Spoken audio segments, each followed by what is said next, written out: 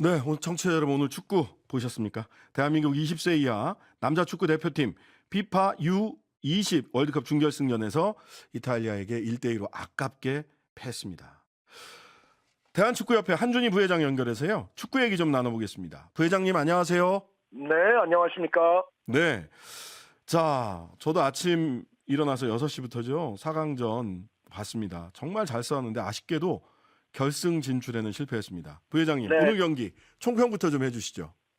너무 아쉽다는 말씀에 공감을 하고요. 근본적으로 이번에 4강에 올라온 팀들 가운데에서는 이탈리아가 전력이 가장 강한 팀이었습니다. 그런데 그 팀을 상대로 우리가 사실상 거의 대등한 게임을 했다고 저는 생각이 되거든요. 우리의 어떤 전술적 컨셉에 잘 어울리는 게임을 했었고, 네. 그리고 우리가 이제 경기 초반 실점한 직후에 우리가 동점을 만들었다는 것. 이것이 어떻게 보면 이번 대회에서 우리 대표팀의 위기 극복 능력을 또 보여줬다는 생각인데, 그럼에도 결과적으로는 또 경기 막판에 골을 허용함으로써 패퇴를 했습니다. 너무도 아쉽지만은 어쨌든 우리 선수들 정말로 졌지만 잘 싸웠습니다. 저는 이렇게 축구 쭉 보다가 야, 이거는 우리 성인 대표팀에서도 잘 못 보던 전술 아닌가라고 생각을 했던 게 뭐냐면 상대 수비수가 이렇게 우리 공격수를 딱 에워싸면 보통 우리 백패스 해가지고 소위 빌드업 한다고 해서 뒤로 백패스해서 돌리다가 앞으로 롱패스를 한다든지 이랬는데 딱 이렇게 탁탁 해서 제끼고 간다고 해야 되나요? 이런 네네. 모습 보면서 와, 이거는 새로운 모습 아닌가? 탈압박? 이런 전술은 우리한테 익숙지 않던데 어떻게 보셨어요? 이번 대회 우리 대표팀이 사실은 예전처럼 이강인 선수랄지 이승우 선수와 같은 네. 나이가 어리지만 이미 유명했던 선수들이 포진한 팀은 아니었잖아요. 그래서 네네. 어떻게 보면 이제 이번 우리 대표팀에 어떤 재능 있는 선수들이 좀 부족한 것 아닌가, 이러한 어떤 세간의 평가도 있었습니다만, 네. 제가 봤을 때는 사실은 이제 우리 한국 프로축구 K리그를 열심히 보시는 분들은 그렇게 생각 안 하셨을 거거든요. 그러니까 특히 이제 이탈리아 감독도 극찬했던 배주노 선수라든가, 네네. 이번에 또 공격 포인트를 6개 올리고 있는 이승원 선수라든가, 네. 우리에게도 충분히 재능 있는 선수들이 있었고, 이러한 선수들이 또 조직적으로 합을 잘 맞추어서 플레이를 하다 보니까 지금 말씀하신 그런 장면들도 충분히 나올 수 있었던 것 같습니다. 네. 자, 지금 이미 좀 우리가 앞으로 주목해야 될 선수들 이름을 좀 말씀해 주셨는데 어떤 선수들 우리 그 부회장님 보시기에 이게 우리 차세대 제목이다. 이렇게 눈에 띄는 선수들 좀 소개 좀 해 주시죠.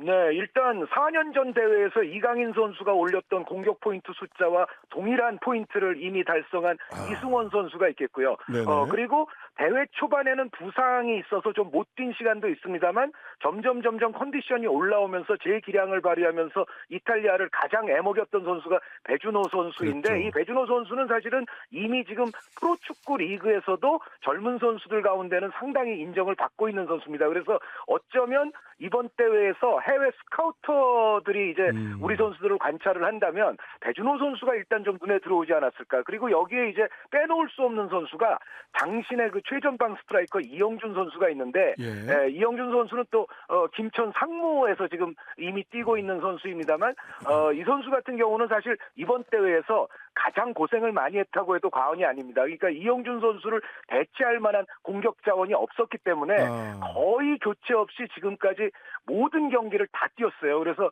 정말 경기 막판에는 체력적으로 힘든 모습도 많이 있었는데 그래도 고군분투해줬던 이영준 선수에게도 감사하고요. 그리고 뭐니 해도 이번 대회는 우리 또 좋은 골키퍼들이 발굴이 됐습니다. 주전인 네네. 김준홍 선수뿐만 아니라 또 김준홍 선수의 백업으로 감비아전을 뛰었던 문현호 선수까지도 굉장히 좋은 모습을 보여줬다는 생각입니다. 네. 자, 실은 또 저는 김은중 감독 보면서 네. 일단 언제 그 김은중 감독 귀밑머리가 희끗희끗하다. 벌써 저 나이가 됐구나 하는 생각이 하나 들었고, 그다음에 경기 중에 굉장히 냉정하고 침착하세요. 그리고 열심히 수첩에다 뭘 받아 적고, 우리 선수가 황당한 반칙 당해서 쓰러져도 막 화내는 대신에 그 틈에 전술 지시하고 이러더라고요. 네, 좀 그것이 이제 김인중 감독으로 또 대표될 수 있는 요즘 우리 축구의 젊은 지도자들의 일종의 이제 흐름과 풍토라고 볼 수도 있겠는데요. 예전에는 이제 감독들이 사실은 그 기술 지역에서 굉장히 소리 지르고 윽박 지르고 이러한 모습들도 많이 있었습니다만, 네네. 요즘 또 젊은 지도자들은 김은중 감독처럼 그렇게 차분하고 또 이제 공부하는 모습 이런 모습 쪽이 요즘 젊은 지도자들에게는 또 많이 눈에 띕니다. 김은중 감독 역시도 정말 앞으로가 기대되는 아주 좋은 리더십, 좋은 유형의 지도자라고 생각하시면 되겠습니다. 네. 우리 대표팀이 뭐 이제 3, 4위전이 남기는 했습니다만 지금까지 기록한 9골 중에 4골이 세트피스에서 나왔습니다. 이거 그렇습니다. 굉장히 연습 많이 했었을 것 같은데 이런 세트피스 연습 이게 우리 일반적으로 눈에 띄는 스타 플레이어가 없으니까 했던 거다. 이렇게 평가하는 분들도 있는데 이 세트피스 어떻게 보셨어요? 우리 대표팀의 전력과는 관계없이 사실은 네. 20세 이하 월드컵에 이제 우리가 상대할 팀들의 전력 자체가 다들 강하지 않습니까? 네네. 특히 이제 이번에 우리 대표팀을 또 칭찬해 줄 만한 요소가 같은 조에 프랑스가 있었고 또 감비아가 2세대에서는 굉장히 강했던 팀이거든요. 네네. 여기에 우리가 또 에콰도르 이겼죠. 나이지리아 이겼죠. 그리고 이탈리아도 사실은 경기 막판까지 이탈리아를 몰아붙였으니까 그랬죠. 사실 전체적으로 보면 죽음의 일정이었는데 네네. 이러한 어떤 일정을 현명하게 역시 극복하기 위한 방편은 세트 플레이라는 생각이고요. 이 네. 세트 플레이에서 특히 또 우리 수비수인 최석현 선수가 네. 상당히 다이나믹한 움직임으로 이승원 선수의 아주 자로잰 듯한 오른발 킥을 제대로 받아서 넣는 장면들이 연속으로 또 나왔기 때문에 네. 김은중 감독이 준비했던 메이저 토너먼트를 위한 플랜은 정확하게 맞아떨어졌다는 생각입니다. 네. 이거 오늘 게임 보면서 이게 아무리 이제 물론 국대 경기를 보는 거니까 또 제가 한국인이라서 그럴 수도 있다라고 100번을 양보해서 봐도 이탈리아 선수들 참 손을 잘 쓰더라. 그리고 그렇죠. 왜 이렇게 우리는 이 휘슬을 자주 이 심판이 부나 이런 이 억울한 심정이 들던데 제가 한국인이라서 그런 건가요? 어땠습니까? 아닙니다. 그 법조인이시잖아요. 네네. 네, 법조인의 시각이니까 아주 공명정대하고 정확할 것이라고 제가 생각을 하고요. 네. 저도 동감합니다. 그러니까 우리가 이번 대회에서 정말 유난히 네. 첫 경기 프랑스전부터 이탈리아와의 준결승에 이르기까지 지속적으로 사실은 심판 판정이 우리에게 호의적이지 않은 방향으로 나타났던 게 사실이었고 특히 이탈리아 같은 경우는 정말 전통적으로도 좀 그렇지만 네. 손을 많이 쓰는 또 행위들을 많이 했잖아요. 그런데 그런 행위들이 나올 때마다 주심이 사실 충분하게 이탈리아 쪽에 제재를 가하지 않았다는 것이 저도 느끼는 부분이고 또 이게 우리가 한 골 뒤진 상황에서 경기 막판에도 또 그런 장면들이 나왔거든요. 사실은 우리도 이제 프리킥 찬스를 좀 얻었으면 했는데 그런 장면에서 또 이탈리아에 파울을 주지 않았기 때문에 분명히 이제 이런 대목은 너무도 좀 안타까운 장면이라고 할 수 있겠고요. 어찌됐건 스포츠에서 심판 탓을 하고 싶지는 않습니다. 하지만 그럼에도 이번 대회에서 유독 우리가 심판 판정의 어떤 운을 갖지 못했었다라는 측면은 틀림없는 사실인 것 같습니다. 자, 이제 3, 4위전 이스라엘이랑 하게 되는데 이스라엘 축구를 제가 우리 국민들도 많이 보지를 못했을 것 같아요. 그거 어떻습니까? 3, 4위전 예측을 좀 해주시죠. 네, 사실 이스라엘은 60년대, 70년대까지만 하더라도 아시아에 속해 있었던 팀이기 때문에 그때는 또 우리와 중요한 경기들을 많이 했는데 한동안은 이제 우리와 이런 중요한 무대에서 붙을 기회가 없었습니다. 그런데 네네. 이번 대회에서 아마 우리와 더불어서 가장 조금 파란을 일으킨 팀 가운데 하나라면 역시 이스라엘인데요. 이스라엘이 브라질도 꺾고 올라왔고 또 조별리그에서는 일본도 꺾었던 팀이거든요. 네, 그래서 사실은 전체적인 견지에서 보자면 우리와 이스라엘은 비슷해 보입니다. 그러니까 여태까지 넣은 골 수도 비슷하고 전체적으로 또 대회에서 좀 신선한 파란을 일으켰다는 점도 비슷한데 우리 선수들이 지금까지의 부담을 털어내면서 지금까지 연마했던 조직력으로 맞상대를 한다면 이스라엘에게는 저는 5.5 대 4.5, 6 대 4 정도로 우리가 충분히 3위를 거머쥘 수도 있는 전력이 아닌가라고 생각하고 있습니다. 네, 기대해 보겠습니다.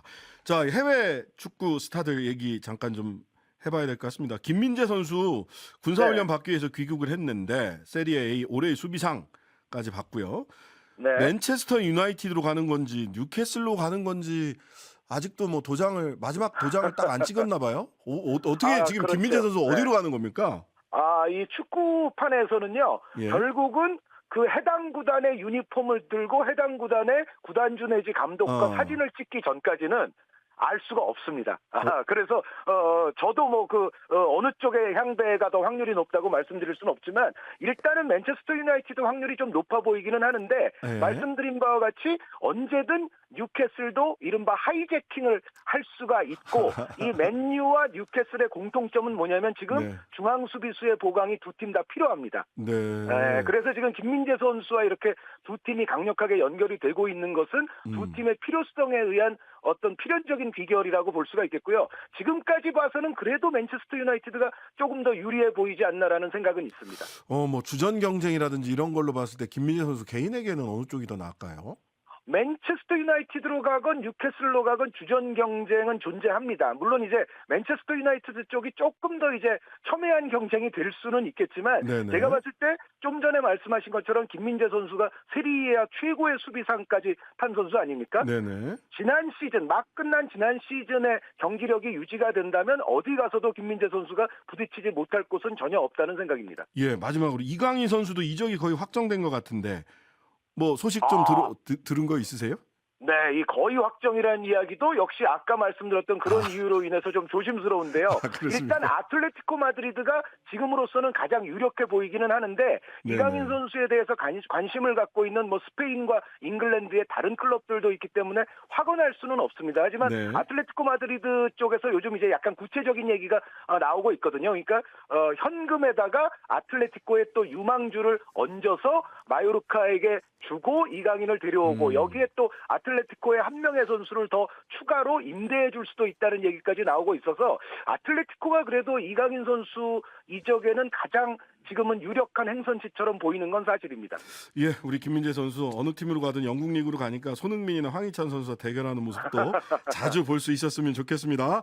네. 예, 오늘 말씀 여기까지 듣겠습니다. 한준희 대한축구협회 부회장이었습니다. 예, 고맙습니다. 네, 감사합니다. 하루 종일 기다려지는 진짜 시사. 평일 저녁 6시 5분 신장식의 뉴스 하이킥.